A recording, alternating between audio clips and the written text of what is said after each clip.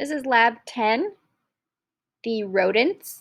We are starting off talking about the 4 types of rodent skull we see. And with clean hands, if you put your hands here and clench your jaw as if you were chewing gum, you'll feel those muscles move. So you'll feel muscles in your temples and in your cheeks. And those same muscles are the ones we're talking about being modified in the rodents. All right, I'm going to put my gloves on just in case so that no one else touching the skulls gets anything. And we're starting off with Cyromorphus.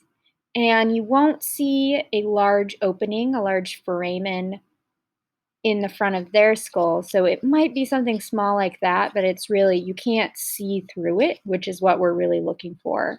But there is this huge zygomatic plate. And so this flat area is where the muscle attaches on Cyromorphus. And then I kind of think of it as the opposite. We have Hystricomorphus, huge foramen that on this one I can even put my finger through it and no plate at all. So no flat surface for muscles to attach because they're just going right through here.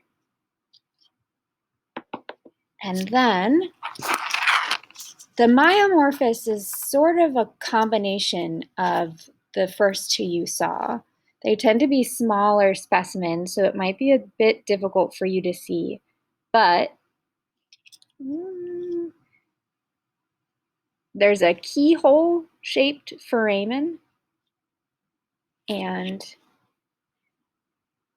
I can get the light correct, you can see kind of just to the side of where my tweezers are, there is a small flat plane. That's the zygomatic plate on the myomorphous. So they kind of have a small trait from Cyromorphus and from Hystricomorphus. So this was myomorphous.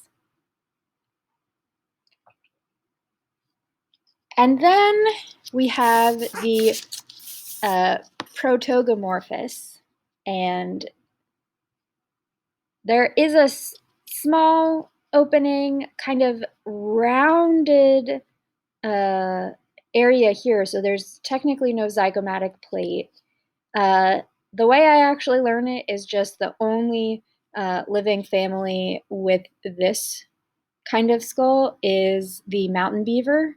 And so if you identify the mountain beaver, you know that it's protogomorphous.